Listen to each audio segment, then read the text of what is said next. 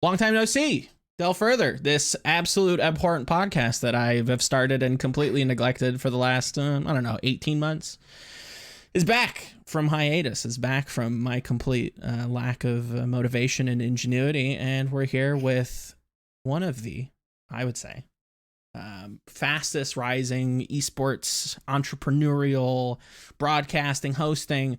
She does it all. Miss Nekkra, how are you? I'm doing great. That's Good. probably the most epic introduction anyone has ever made for me. So thank you for that.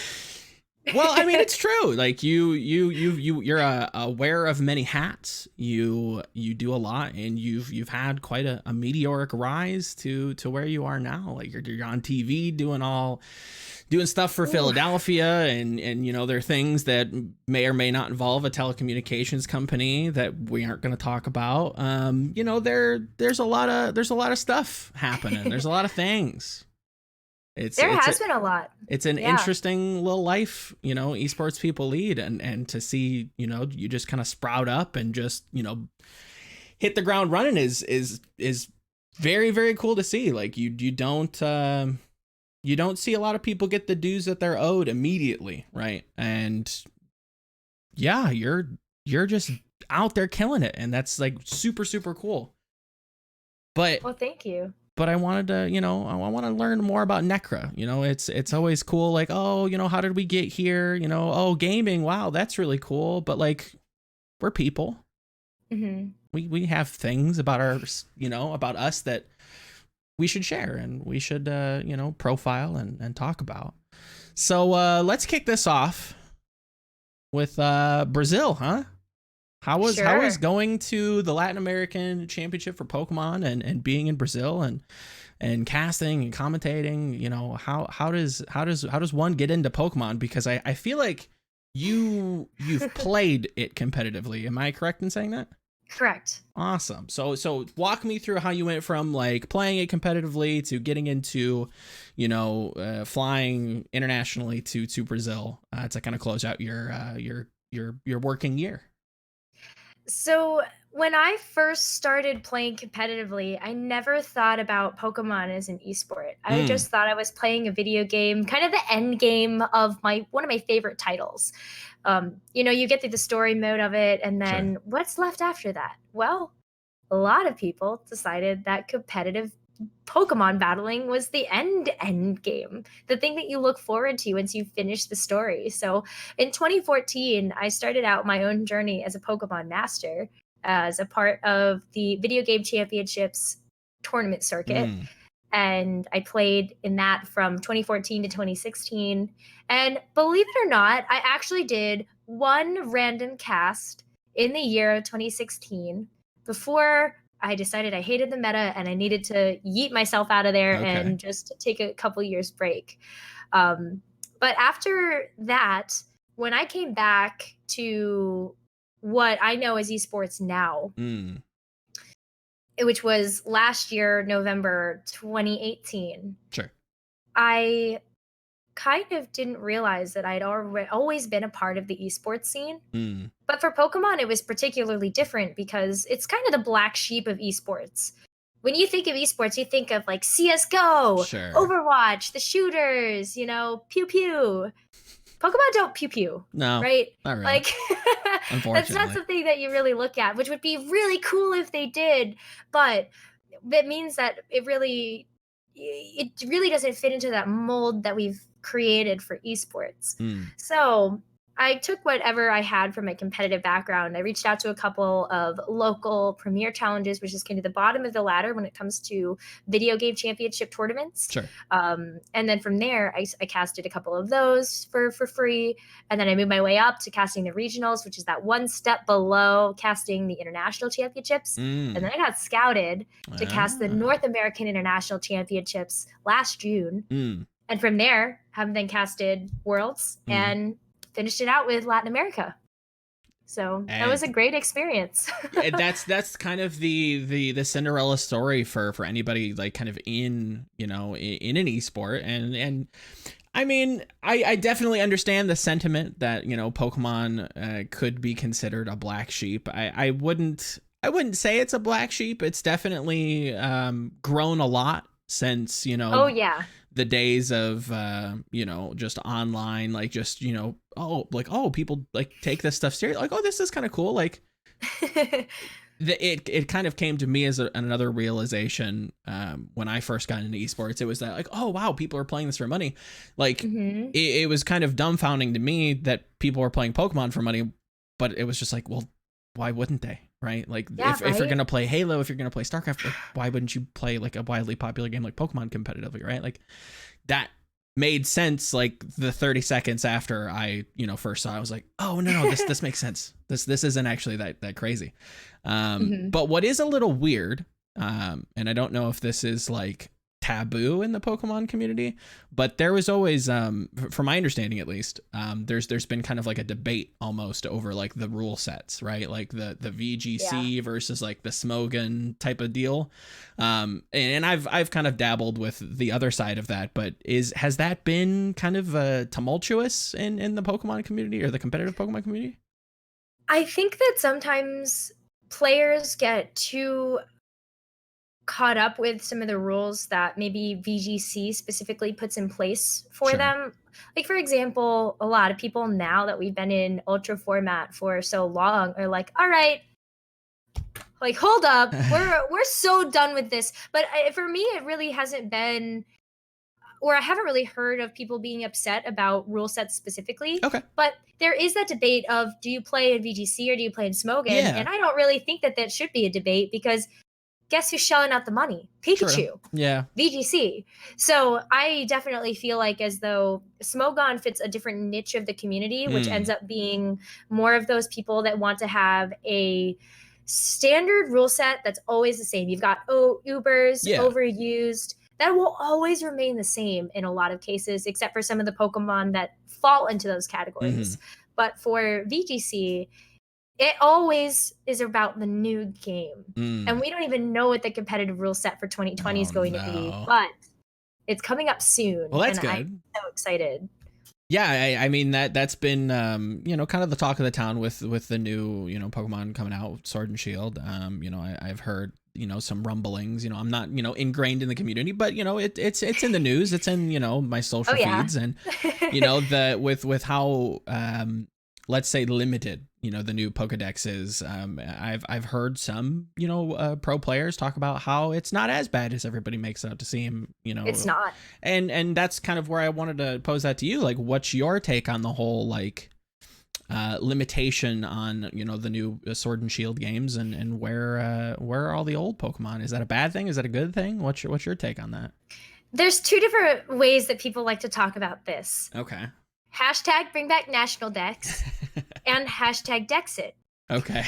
Now, I think Dexit might be my favorite of the two, because I don't know why, but it's I'm punny. just a fan of it's punny, right? I'm a dad joke lover. That's who I am. Okay. But when I think about it, especially from the development perspective, I think that this is Pokemon's way of saying, hey, VGC, we love you, and we want to create the most refreshing competitive experience we possibly can.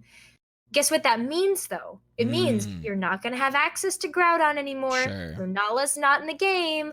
All of your favorites from Ultra are not there anymore. And I actually think it's really smart. I know a lot of the people that had issue with Dexit, or hashtag bring back national Dex, it's a lot of players that are looking at it from that lovable casual perspective of, I'm a collector, I need to have everything. And I totally understand that logic, but from that competitive side, this is healthy, and this is probably one of the best things that I could have ever seen from the developers to do for the esport of VGC. It has been evolving, and I think this is one of the ways that we really legitimize the esport.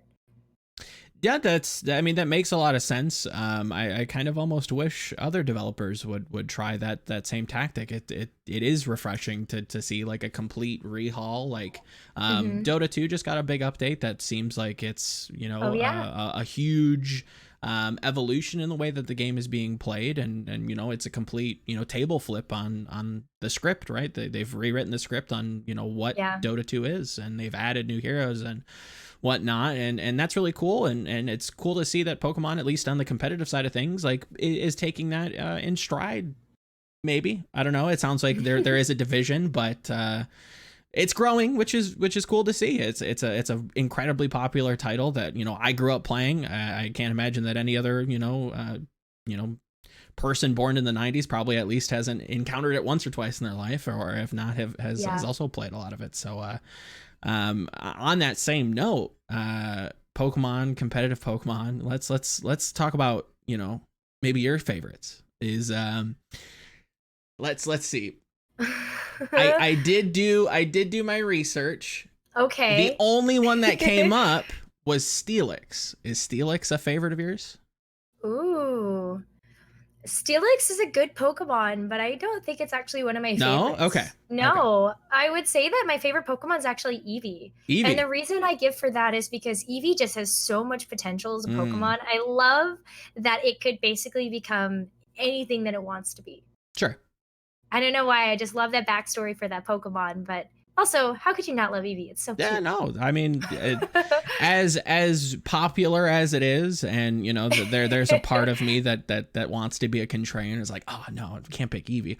You know, there are some pretty cute evolutions. It is very versatile. You know, you can't not at least, you know, like it a little bit, right? I know, right? It is pretty cool. He is, you know, it's a solid Pokemon, right? Solid.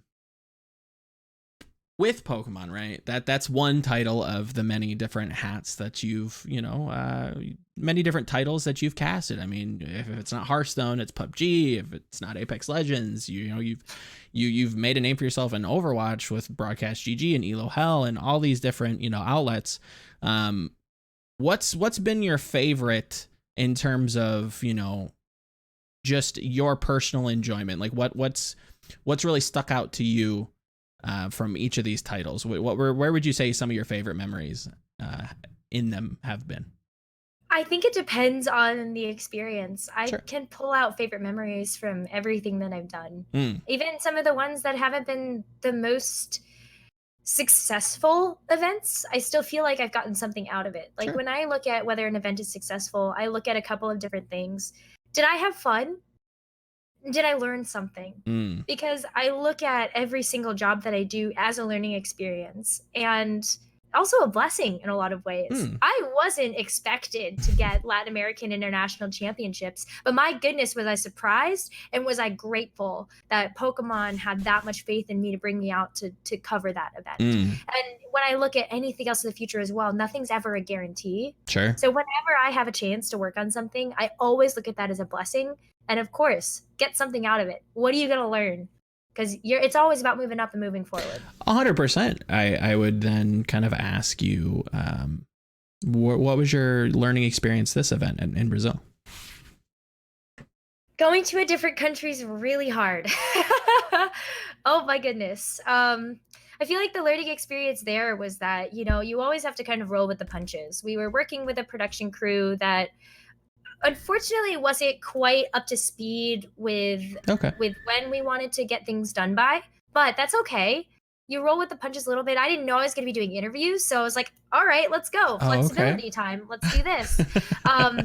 And I think the biggest thing, though, was that culture shock of going to a different country and having to have talent handlers bring you around everywhere because you weren't really able to get around by yourself. It's like English isn't as prominent over there as it would be if you were to go to like a European country, for example. So you need to learn, you need to know a bit of Portuguese, and then also learning some of the cultural differences. Like, here's a weird one. Shoot. You can't flush toilet paper down the toilet. They don't want you to do that. So you actually have to use it and then throw it in a trash can. Yeah. And I didn't know. That was something I had to get used to. So that was my learning experience. You got a stern talking to, and you're like, "Hey, listen, toilet paper can't be flushing that down." No, that didn't happen. That didn't happen. That's fake news. It never happened. Never happened. So speaking of toilet paper and complete garbage, can you talk to me about why the you went to University of Michigan? Why did you choose to come to this God-forbidden state? Wow, I I was not expecting you to be so harsh about that one. Trust me, I've lived here. It's an absolute trash dumpster fire. So why here? Why University of Michigan? Why ecology? All right, so I actually never thought I was going to go to college. When I was in high school, I was super burned out. I was part of a pretty rigorous program called the International Baccalaureate. And I was also in numerous extracurricular activities, sports, clubs, you name it. Probably lived off of 3 or 4 hours of sleep every single night. And I just wasn't ready to go to college. But Sure. what made me more comfortable with the choice was knowing that I had the opportunity to go somewhere other than a Florida State school. And my brother was waiting for me at Michigan because he was doing his graduate degree there. Okay. Yeah. So why did you from doing a little bit of research, it sounds like you're very much interested in the environment and very environmentally friendly. Is that kind of the driving force of studying ecology? I mean, you've got a degree around that. I don't know. I don't want to put words in your mouth. Okay. No, I did. Why ecology? You did your research. So you're absolutely right. In 2009, actually, thinking about the decade challenge, I was like, okay, what did actually happen 10 years ago?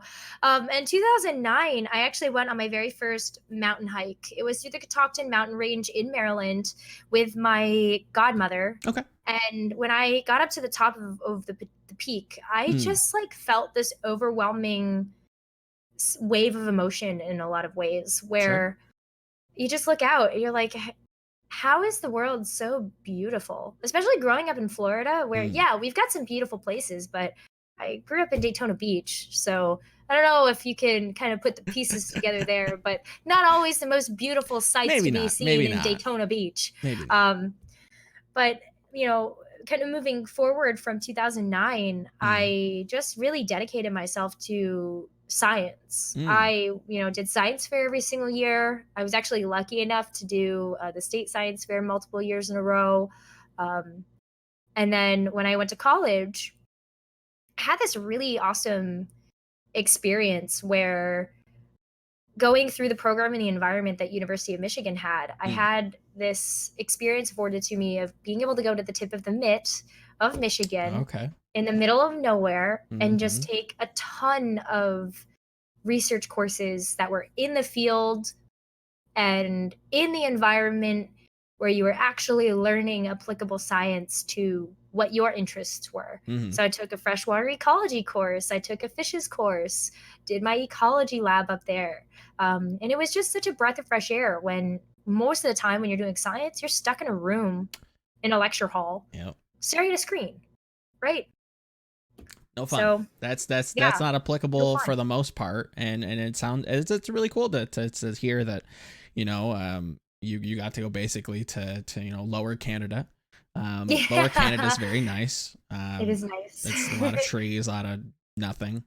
At least from my memory. Yep, true. It's very true. It's almost kind of comical to think that the Upper Peninsula exists. It's like, oh, okay, yeah, that's around, that exists. That's still part of the state, even though it's like, do we want it anymore? Like, I don't know. We could just sell it. Keep somebody. it. No, you keep it. You keep the Upper Peninsula. What? Nobody even lives there. Michigan, do you?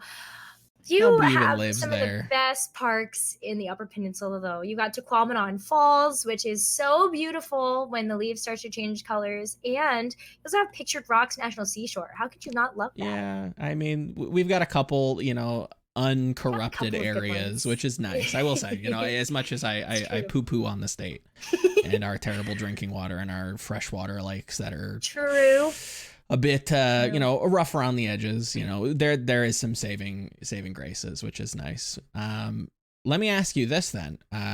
Who has the worst drivers, Florida, Philadelphia, or Michigan? Florida. Oh no. Hands down. Oh no. Well, you get all the snowbirds that go down to Florida. True. That's which true. come from places like Philadelphia, Michigan. So you get the worst of everything when when everything kind of goes down there. So I definitely had probably some of the best driving training I could have ever had growing up in Florida, and also living next to one of the deadliest stretches of I-95. But I'm thankful for the experience because now I can drive in Philadelphia, no problem. No problem. I'm a No pro. questions asked. If you can drive in Florida, apparently you Pro. can drive it anywhere. Nekkra 2020, right? That's You got it. quote of the year. Well, that's the title. There you go. That's the tweet. Send That's it. the tweet, exactly. Now, with esports, we talked a little bit, before recording. Everybody has that one kind of visceral memory that it was like, oh, okay, like I found what I'm interested in. Like, Yeah. definitely, it sounds like you had that with going into STEM and specifically science and ecology. Looking at the world and being like, wow, like this is pretty neat. Like, I want to learn a little bit more about what goes into this beauty and all these different things. What was your aha moment with esports? Where was your journey on the top of the mountain, with your metaphorical, godmother in esports? Where did that come from? So I feel like I need to give a bit more backstory. Sure. And this is kind of where the last couple of years fit into the puzzle. Mm. I was in college in 2016 when I was still playing Pokemon. Mm. And when I got out of there, I was still on this trajectory to focus on STEM, go into academia. Sure. I actually had PhD offers lined up. Wow. I had publications. Like, I was set. I was ready to go into that 6-year program and come out, do my postdoc, and be a professor. And then a couple of things happened in my life that like kind of profoundly changed how I viewed myself and my own happiness. And that was 2 years ago. My parents passed away. I had my mom that passed away from pancreatic cancer. And then 6 months later, my dad passed from a heart attack. So when those two massive life events happened for me, I just had to take a step back. And I said, you know what? I don't think science really makes me as happy as I feel like I could be. And knowing that I don't have much left, what is it that I could focus on that's really going to give me that drive and that passion again? Because I, for a while, could feel nothing. It was very numb.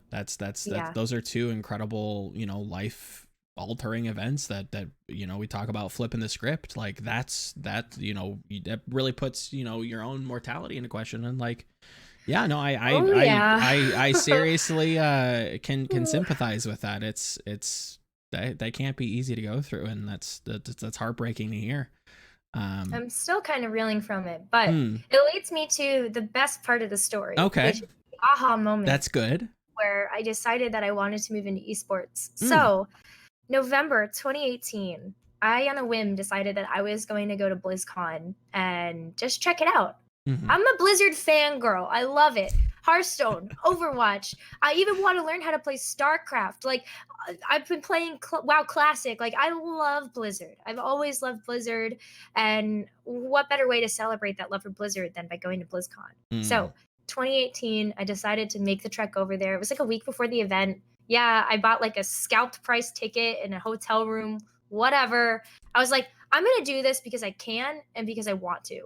And while I was there, I had my aha moment, which was talking to Seltzer, talking to Kelley, talking to Zoe, talking to all of these incredible women in esports about their experiences in the industry and also just their own personal journeys of how they got there. And I said, you know what? If they can make this a reality for themselves, who's to say that I can't do the same thing? So I kid you not, while I was at BlizzCon, I made the just decision. I'm going to go into esports and we're just going to see how this goes. And the day that I get home, I actually got a message from someone that had scouted me from an amateur cast a month ago for Overwatch. And they said, hey, Nekkra, I loved your cast. Do you know how to cast Hearthstone? And I got my very first paid gig. And I was like, if this isn't a sign, then I don't know what is. Heck, I don't know what is. That's super, super cool to hear. Obviously you're out there doing, again, a ton of different things. And I think, again, that's a testament to the old cliche of, a lot of esports, industry people always say is like, just go out there and do it. right? Stop asking so many questions and just go out there and do it. Go make, vodcasts. And, I've been interested in esports since like 2011. And I can't tell you how many different people, from like casting over old StarCraft 2 VODs have gotten into positions and look at Puckett. He went and made, he didn't make MLG, but he started in MLG with Sundance and now he's off doing, jet setting across the world and doing all these different things. Like, you have to just kind of jump into it and start it as a hobby and just, put yourself out there. And it's scary to do that, but look at Nekkra. She did it too. You can do it. This should be your aha moment. Literally anybody can. I swear. I swear. Okay, come on. Like don't sell yourself short. Okay. But the point remains, and I think that's the point we're both trying to make, is that putting in the effort, I love that in esports you really do feel a return from it. Mm-hmm. Like it's not like I don't know, it's just like it's so different than what I felt in science, where I could put in all the effort I wanted. And guess what? I was still gonna get people telling me I only got a job because I was a woman. And like those kinds of things. Sure. Like I had actually one time I was doing a fellowship for the National Oceanic and Atmospheric Administration. And I did have one or two colleagues of mine say, "You're only here because you're a number. You're a female. You're there for the statistics." That's not very nice to hear. Well, guess who got PhD offers? So get them. I don't know what to tell. I don't know Speak what to tell to you. I don't know, but get it off the chest.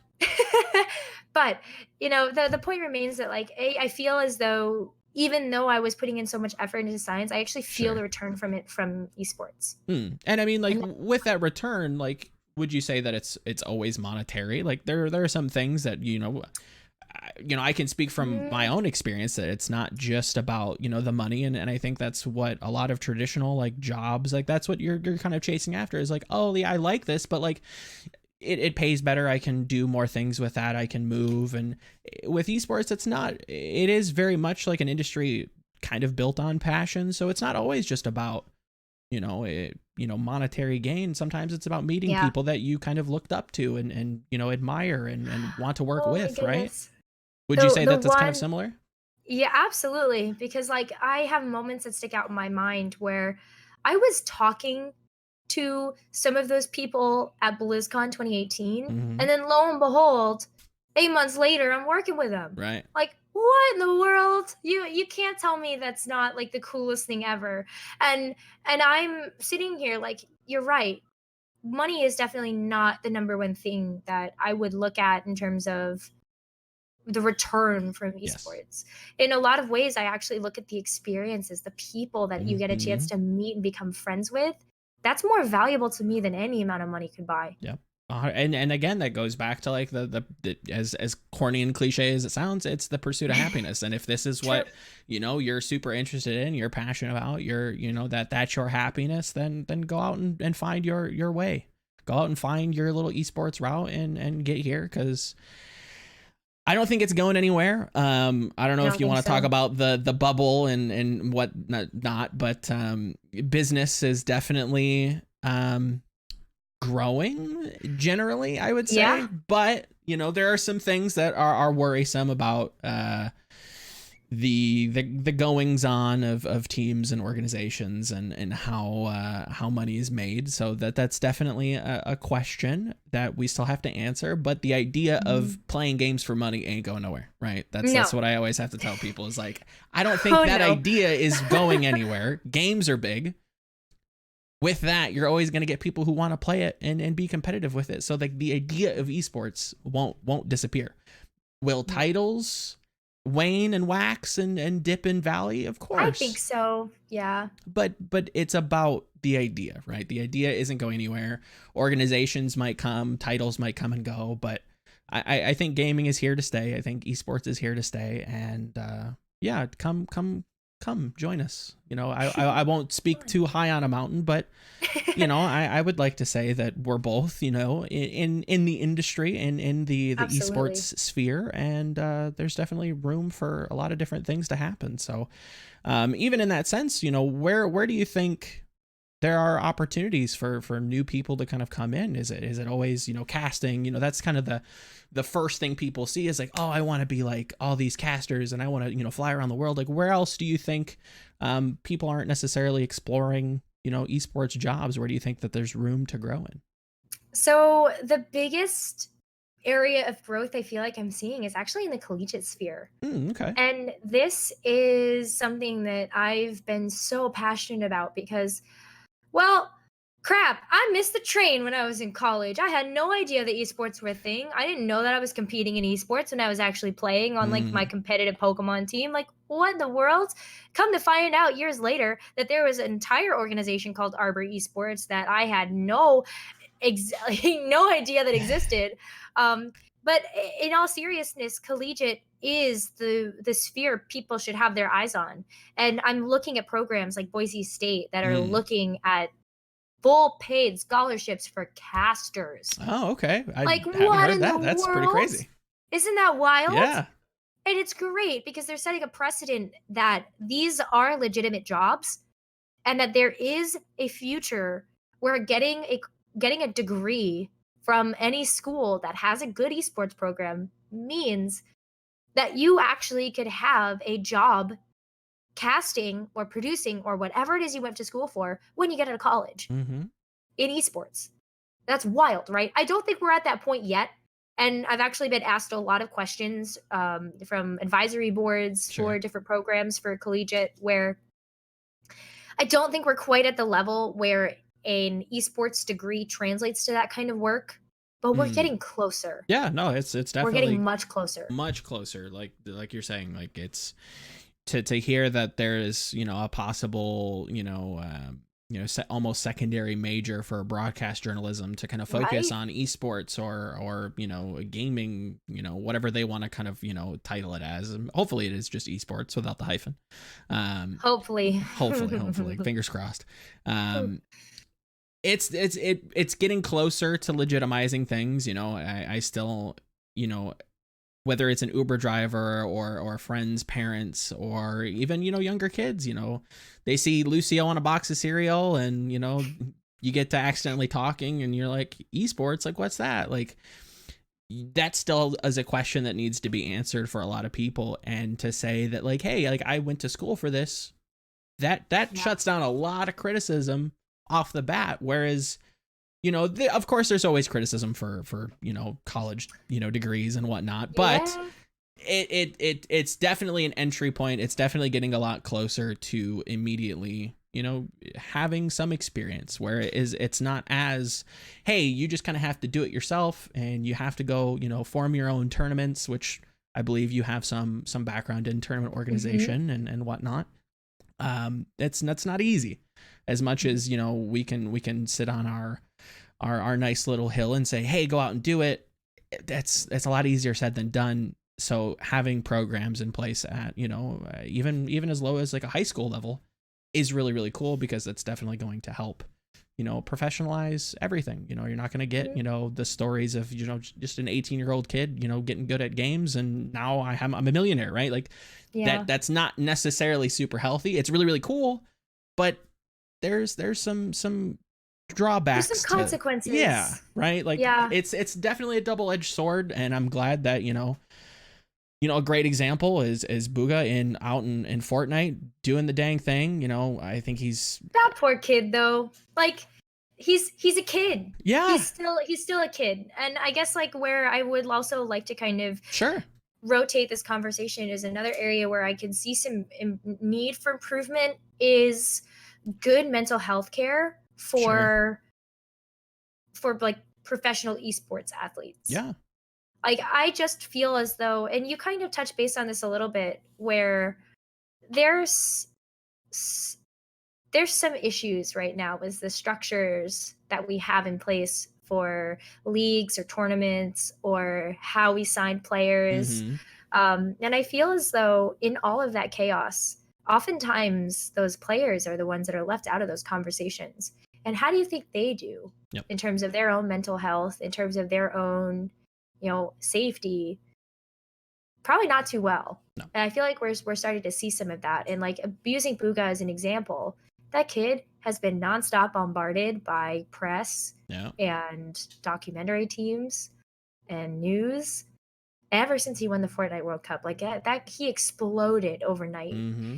And especially when you're looking at somebody that's still in the developmental phases of their brain. Like your brain is still developing till you turn 26. Not a day over, by the way. So just in case you guys are wondering, I'm actually kidding. Don't quote me on that. But the fact that this guy is still developing Mm-hmm. means that he's at such a vulnerable position in his life where he's heavily influenced by what happens around him. And this isn't normal. Being famous at 18 is not normal at all. I don't think even being famous in general is normal, right? I think That's the not majority normal. of people, like, now you're asking a child to step into Right? in normalities and be, you know, like you said, like, just you're at an award show and now you're on a plane to go here and there, and thank God, you know, it sounds like his family is very supportive and can, you know, create a very positive and supportive circle around him to really get him through those. But he's done a good job, right? So far, Yes, so he good has. in terms of, you know, Yes. his public speaking opportunities, his, you know, Absolutely. everything about this kid I hear is just, you know, He's such a squeaky clean. sweetheart. Yeah, He's so great. he sounds like the best poster child for one of the biggest, you know, cultural phenomena in recent memory. And to have that tied, you know, kind of loosely to esports, you know, I don't know if I'm still on the fence on exactly what Fortnite is. It's definitely competitive. Is it an esport? I don't know. I'm not either way. It's like a spectacle, and that's fine. It's very, very cool, but I don't know. Is it an esport? What do you think? Do you think it's an esport? I think that every battle royale has a potential to be an esport. Mm-hmm. Where I feel Fortnite especially has made some changes to legitimize its place as an esport. Like, think about Fortnite Chapter 2, right? Think about the changes that the developers made to the game in order to keep it fresh and keep it exciting, much like we are seeing for the Dota overhaul. But I still feel as though, and I was actually talking to someone about this the other day, when you look at auto battlers and you look at battle royales, there's so much RNG involved in a lot of cases, where you could be one of the best players in the world. And if you drop hot and you have nothing but like a Mozambique by your side for Apex Legends, like, you're toast. So, you know, it's kind of, I think people are still in the discussion phases about whether or not those particular titles fall under the category of being esports. But if they could make Farming Simulator an esport, I think anything could be an esport. Speaking of, like, I can't say that I've dived too deep into that scene, but even hearing about that, I'm like, okay, this is definitely opening a discussion that I didn't know that we were going to have just yet. I mean, it's only 2020, and, you know, esports has been around since probably the millennia, if not a lot earlier than that. But, you know, it's definitely been documented since the millennia. Now we're getting into some very obscure titles that I'm all on board. Like, okay, the more the merrier. Like, let's get more people interested. Let's get more people involved. If you want to stack hay bales, like, hey, dog, you do you. Like, you do it. I'm cool with speed running. I don't even know if, like, that's the weird thing, right? Like, with fighting games and maybe even like speed running, is that where do we put that under the umbrella of esports? Is it its own thing? Does it need to be under the umbrella? Does it, like, I don't know. It's definitely competitive. Like, people are super, super interested, and there's their communities around it, but does it have to be? Does it need to be? I don't know. I think I can just be appreciated in its, you know, in its solidarity and its individual way. I don't know. I think speedrunners enjoy being a part of a speedrunning community. Yeah. So, like, I almost feel as though, and I don't want to talk for them and by any means, but just from what I've noticed, they just seem to have such a tight-knit network. Sure. That I would almost hate to put them under the umbrella of esports. Yeah, you know what I mean? No, 100%. Like, if they don't want to kind of be adopted into that, then why, you know, don't force them. You know, same thing with like the FGC. Like, if they don't want to be suit and tied and this, that, the other thing, okay, cool. I can still appreciate you in the community while also being interested. Like, it doesn't have to be either or. Like, you can have both. It's okay to have both, and you don't have to tie them down. And if they don't, especially if they don't want to be. Yeah. You know, they're both, you know, very much, you know, in the process of growing and exploding, and, you know, very, very, very cool things. It's definitely broadening the horizons of just gaming in general. So hats off to them and what they're doing out there. But, you know, even, you know, talking about before the show, like food, and, you know, there's this guarana drink from Brazil that Ooh. you've got, you know, a brewing. You know, talk to me about, you know, some of your best eateries on your travels, because, you know, like you mentioned in Okay. your 1 year review, you've been around, you've been some places. So talk to me about, you know, some of your favorite spots, your favorite dishes that you've had. I have had such an opportunity that I feel as though I'm almost like not allowed to have in a lot of ways. Sure. But I am excited because I love to eat. Okay. And every time I get a chance to go to a new place, I gotta try whatever like the local delicacy is. Mm. So you best believe that when I went to the Brazil, Oh no. the very first thing that we had when we got off the plane was we went to a churrascaria, which for those of you that don't know what that is, it is a Brazilian steakhouse Oh, where okay. they continuously bring you meat, Just meat. all different cuts. Like Interesting. we got like 25 different cuts. They cut up the whole cow, cooked it, and they just brought over some metal rods with the meat on it, and Yeah, they just yeah. started slicing it off on your plate until you were like, please, no more. I'm actually full and going to explode. But that was one of the best experiences I had. Plus, oh my gosh, guarana is like the best thing. It's probably my favorite drink now. It's Oh. just a soda. It Uh-huh. has like this energy kick to it that you get from the guarana bean, Mm. which is it's just like a little fruit. It's a little Yeah, red you were pod of showing me fruit. before the show, like it Yeah, kind of looks like a weird like pomegranate popcorn kind of thing. it Like, kind of does. yeah. I hope that people will go look it up because it's really interesting. But it's like a classic soda in Brazil. And when I first had it, I was like, "What? What is this? How, what Why don't we is have this here? why I know, right? But you can get it here, and Oh, I'm can you? thankful for Amazon Huh. because got 2 day shipping with that Prime, There you go. and I now have an unlimited supply of guarana just waiting at my back door. So I'm super pumped about it. But I had that great experience. I got a chance to try fresh acai, which was Mm. wonderful. Um, so many food adventures. I'm actually like drooling a little bit because I'm thinking about food. What else have I had? I feel like Brazil was just like the one that sticks out to me the most because that's the most unique type of food Mm. that I was ever able to get. Okay. We had steak most of our meals, especially this one cut of steak called picanha, which is like the top of the cow. Okay. It has a beautiful marbling, and it Mm. also has this thick layer of fat on the top of the fillet. Sure. It was just like delicious. Hmm. I don't know. I don't even know how to describe it, but I'm drooling. Brazil Like out actually there drooling. getting into esports. Apparently, you know, CS:GO's They are. should be getting a major there. You know, reportedly. That they are.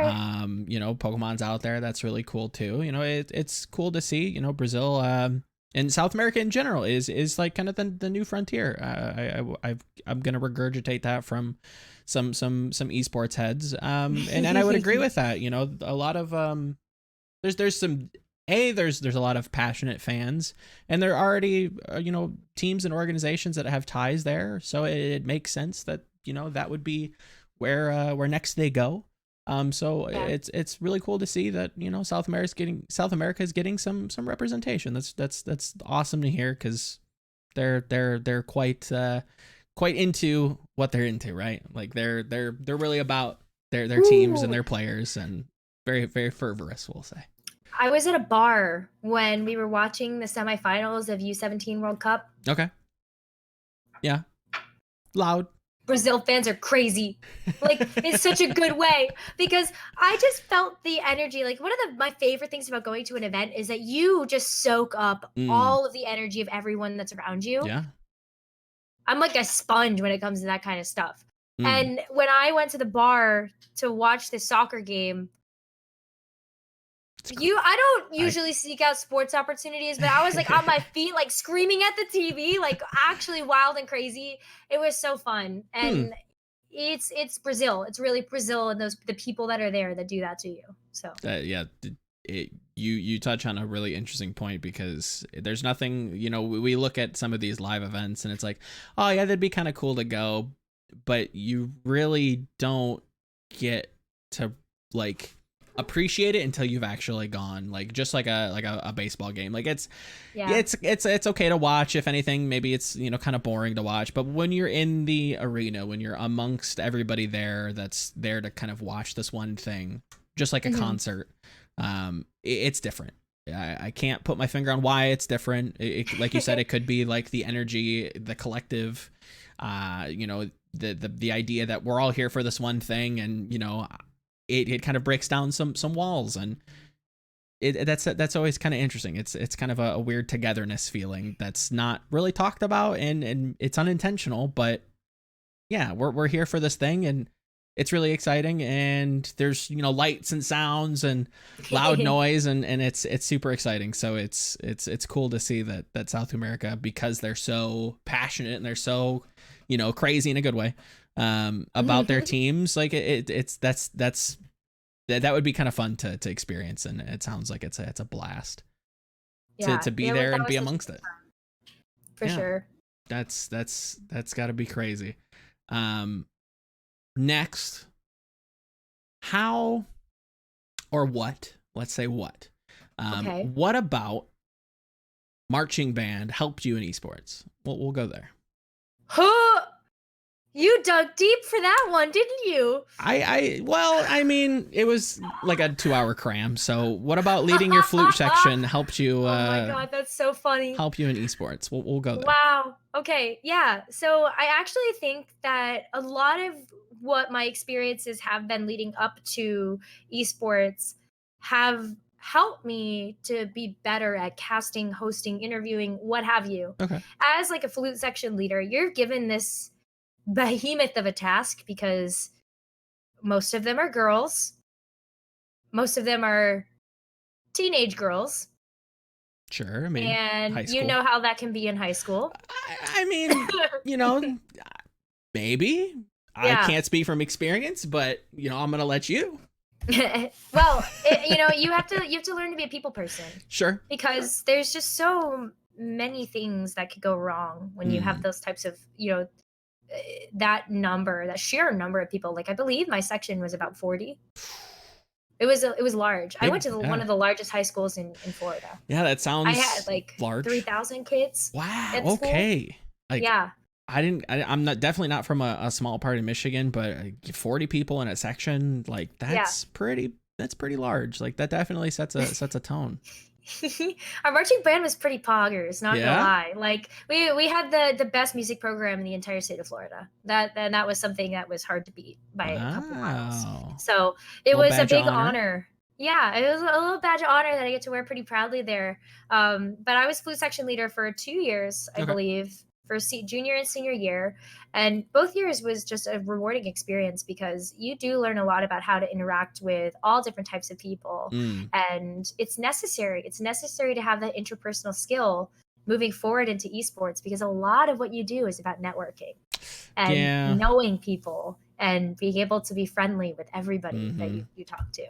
So, being a people person, being personable, I would definitely kind of relate to and agree with. Speaking of academia and some of your earliest skill building opportunities, well, let's say, and how they've transitioned into esports and competitive gaming. I know esports is sometimes looked at with a weird eye, so competitive gaming is fairly neutral. Varsity rowing. I did. What's up with that? Explain to me like what that's about. Why that instead of like something else? Okay. So I was a pretty competitive person all throughout high school. Like not only was I doing marching band, but I was also a part of Quiz Bowl. I was a part of our ecology bowl team, Envirothon. Sorry, that was the word I was looking for. Okay. Not ecology bowl. Like I liked being a competitive person. I was on the swim team, track, field, like you name it. I loved being in the thick of things. Okay. And just going. And when I had the opportunity, well, I guess let me story time a bit. Story time. I love them. So University of Michigan has this large quad where at the very beginning of the semester, you just get bombarded with people. Everybody's recruiting. Everybody wants you to be a part of their club and trying to make you feel Okay. really special, right? Yeah. I just happened to get stopped by somebody that looked at me and was like, "You look like you'd be a great coxswain." And I went, "A who what now?" Yeah, really. Yeah, Because I'm like, I was like, "Really? What do you mean by that?" And then I realized, like, oh, wait a minute. You're tall. I think you're from the rowing team. I started to put the pieces together in my head, and lo and behold, she was from the rowing team, uh-huh. and the varsity team was doing an open call. Whenever, like most colleges, they have a hard time recruiting for rowing because there aren't that many schools in high school that actually have a program for that. Yeah. So most of the time, they'll have something like a rookie team that they'll open up to everybody. So I went through a whole audition process. I had long hours, especially for my first year of being in college. And then ultimately at some point I got moved up to the varsity squad, and I was coxswaining a 4-man boat. Wow. So Call me green, call me naive. What exactly is that? Not rowing, but like the specific like position. Yes. So the specific position that I was in is called a coxswain. Okay. It's spelled COXSWAIN. Sure. And I know, right? It doesn't sound like that's how it'd be No, spelled. not at all. That's how it's spelled. And my entire job was actually to literally call the boat. How ironic. I actually had to sit in the boat, steer, and actually call out commands. So, So you were the shot caller. I was literally the shot caller of the boat. Oh, very interesting. Now that I can definitely, like, don't get me wrong, like leading a flute section gives you transitional skills. But that, on the other hand, definitely I can see the ties into commentating, leading, hosting, kind of fostering, maybe not an entrepreneurial spirit, but like just putting you in a very large seat of power that you have to kind of manage a bunch of people, right? Those are definitely some of the similar ties and going forward and some, correct me if I'm wrong, some of your history, like you've done tournament organization, you've kind of created clubs and activist, maybe not activist groups, but groups that are centered around, a specific thing that you've kind of headed and led and that definitely makes sense. Would you say that those experiences match my kind of description? And then from that, do you think that those collective experiences have led you into esports and set you up for success in that way? Would you say that like all of this 100%. Has led you to esports in a weird kind of strange way? In a weird, convoluted way, absolutely. Okay. Like the last thing that I think I'll mention about particularly the rowing experience is that through calling the boat, you have to call it in a rhythm, in the rhythm in which the women or the men or whoever is rowing the boat is using the paddles. And it taught me about cadence. It taught me about rhythm and structure when it comes to pacing, as well as just kind of emphasizing specific things when I talk. Sure. And I think that's been a really key factor for moving into a role like hosting or casting, particularly casting, where that becomes so much more powerful because you could use that as a tool to draw the viewer's attention to a specific thing that's happening. And I love that. I love that in a weird, twisted way. I think everything that I've done has led me to be more successful in esports. It is weird kind of how life works like that, and sometimes it's not the nicest, but it really be like that sometimes, though. It really do be like that. To that point where you're talking about rhythm and cadence, would you say that music has taught you something about that as well? Like studying music, maybe study's the wrong word, but definitely experience, having to sheet read music and sight read, and these are things that probably have helped you. Would you say that's true? I would definitely say that's true. Actually, fun fact, I don't know if many people know this, but I started playing piano when I was 5 years old. Oh, okay. So you're just a prodigy. Very cool. No. Very cool. Okay, Nekkra, talent over here. Okay. All right, I probably deserved that one. But anyway, what I really mean by that is like music's been such a big part of my life Mm, since I can even remember. Like I sure. don't remember much before I started taking piano lessons. Mm, Um, and that means that I've had this, multi years of experience with music that has led me to, learning the flute so I could be a section leader. And it's weird. It's so weird how all those things kind of line up like dominoes, sure. and they just create this like beautiful picture when you just knock them all over. Yeah.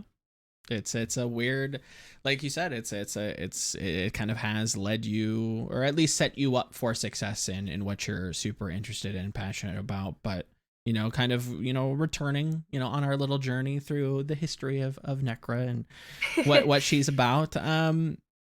What's on the horizon for you? What's next? Ooh. What's coming in 20? Well, I guess we still got like what, a couple months left. Well, We a still month got a left. month left. We got a month left. Couple days left in 2019. But what's on the horizon for you? What's coming in 2020? All right. Well, at least in this next month, I'm adding a couple more titles to my belt. She does it all. I told you, prodigy More over here. more in terms of like the hosting than Oh, anything okay. else, which I feel like is a lot easier to really translate those skills that you learn from public speaking. And you also don't need to know as much about the game as you would in a casting role. So it's really cool that I get to add those titles to my belts. I'm really excited about it. Can't say too much of it yet because Hey, nothing's no, totally confirmed. I'm not here trying to leak. I'm just, let's get people excited. That's all. That's all. In 2020, expect to see me at more Pokemon. Ooh, okay. Yeah. That sounds Expect positively ominous. That Yes, sounds expect good. that it's going to be really good. I'm looking forward to it. I've got a lot of things lined up for Pokemon, for Hearthstone, for Overwatch.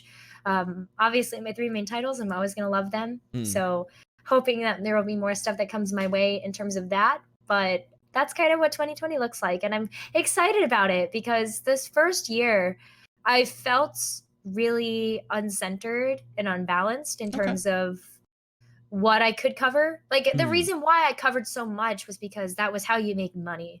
Like yeah, sure. I chase after those opportunities of meeting friends, making new connections sure. and these experiences that we get to have, but at the end of the day, it's also a job, Yeah, right? you kind of So, need to have the lights on and eat and pay for rent yeah, maybe. kind of need to There's be a able to there's a pay for cat those baby things. around, scurrying about that we get You to might have meet. seen him.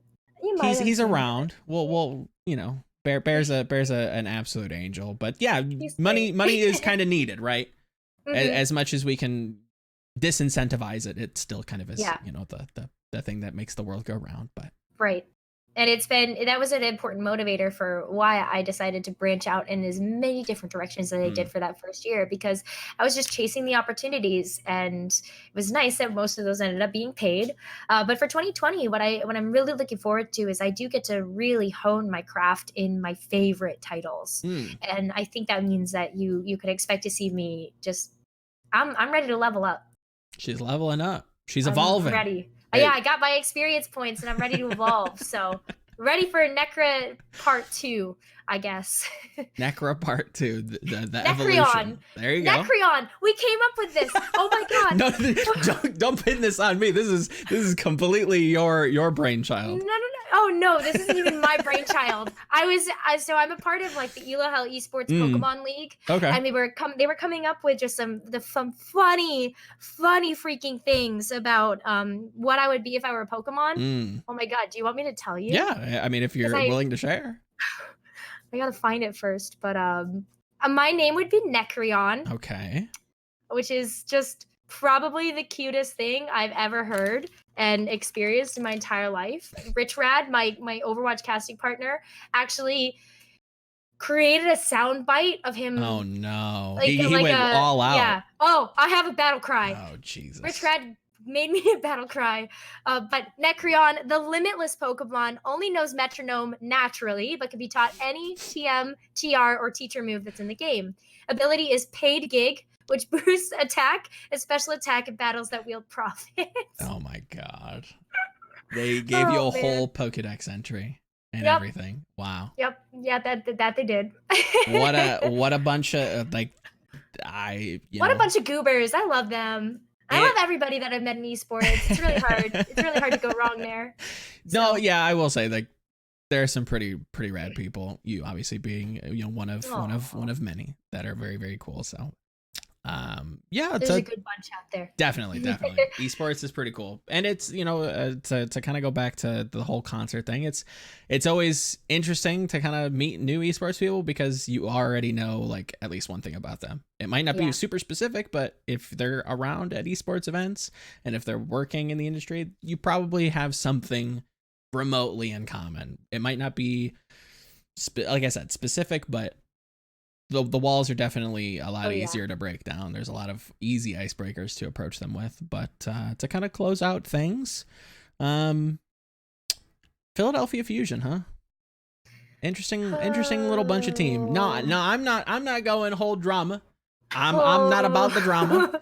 I'm interested in what you think, about your new home team. What's you like the new Philly Fusion team? What are your thoughts on Philly Fusion going into 2020? I know that you did the groundbreaking event, and you're very much intertwined with the whole Overwatch scene in Philadelphia. So, what's your take?